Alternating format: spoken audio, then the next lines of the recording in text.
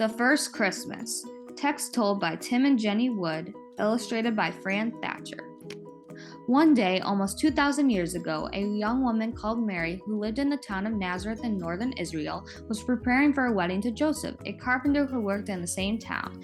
Joseph was a kind man, and Mary was looking forward to becoming his wife. But that day, something happened to change Mary's life. God sent his angel Gabriel to visit her. "I have wonderful news for you, Mary," said Gabriel. "Soon you will have a baby son. You are to call him Jesus." Mary was puzzled. "How can I have a baby before Joseph and I are married?" she asked. "Your baby will be special," answered Gabriel. "He will be born by God's power, and he will be the Son of God on earth." Mary was amazed by Gabriel's news. Long ago, God had promised the people of Israel that one day he would send a king to save them. Now God's messenger was telling her that she, Mary, was to be the mother of that king. Excited and a little scared, Mary went to see her cousin Elizabeth, who was also expecting a baby. Mary knew that Elizabeth would understand how she felt. Not only that, but Gabriel had told Mary that Elizabeth's son would be the one who would prepare the people of Israel for the coming of Jesus.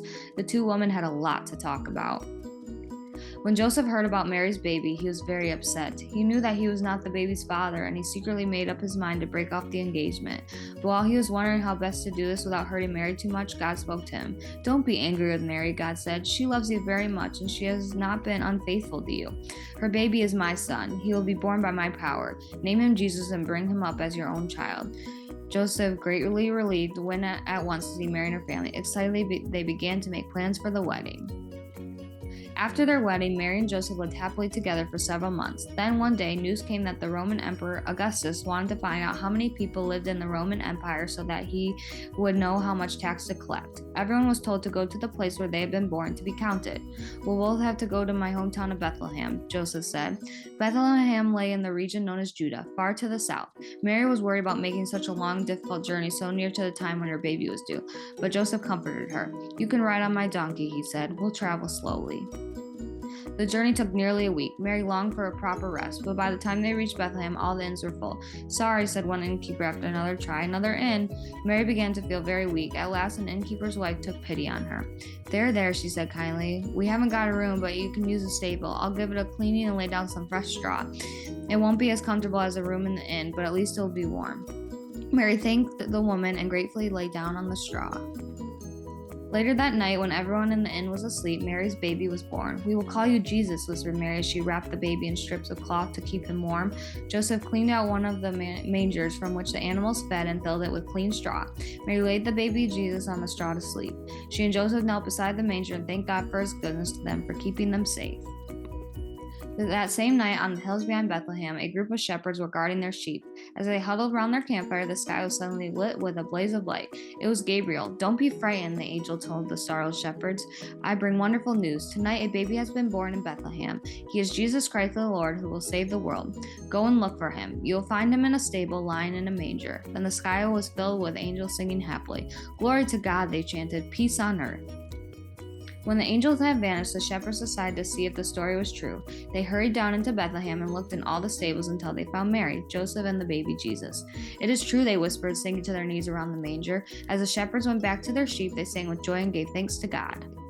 Far, far away, long before the night on which Jesus was born, three wise men, they studied the stars and drew maps of the heavens and had spotted a new bright star in the sky. They believed the star was a sign that a new king would soon be born and decided to follow its path. After a long and dangerous journey, they reached the city of Jerusalem, a few miles north of Bethlehem. The wise men thought that if a new king had now been born, the best place to look for the baby would be the royal palace, so that is where they went. The wise men were shown before King Herod and told him why they had come. But Herod was not at all pleased to hear of a new king. He was worried that a new king would one day take over his throne, but he pretended to be pleased. He sent for his advisors. "Where do the scriptures tell us a new king would be born?" he asked cunningly. "In Bethlehem," they replied. "Go to Bethlehem," Herod told the three wise men. "Then come back and tell me where the new king is. I, too, would like to take him some presents." As the wise men approached Bethlehem, they saw the star shining above the house where Joseph and Mary were now staying. As soon as they saw the baby in Mary's arms, the wise men knew at once that this was the baby, the king for whom they searched. They knelt and presented the special gifts they had brought. One gave gold, another sweet-smelling frankincense, and the third a fragrant spice called myrrh. That night, the wise men went to bed happy that they had ended their long search, but God warned them in a dream not to return to King Herod. So next morning, they set out for home by another road. When the wise men had not returned, Herod realized he had been tricked. Furious, he made a terrible plan to get rid of this new king. He sent his soldiers to Bethlehem to kill every boy under 2 years of age. Even the toughest soldiers were horrified by these orders, but they did not dare to disobey. Happily, the wicked king's plan did not work. Mary and Joseph also had a dream in which God warned them to take the baby Jesus with them to Egypt and to hide there until it was safe to return. So when the soldiers came to Bethlehem, Mary, Joseph, and Jesus were already far away on their journey to safety.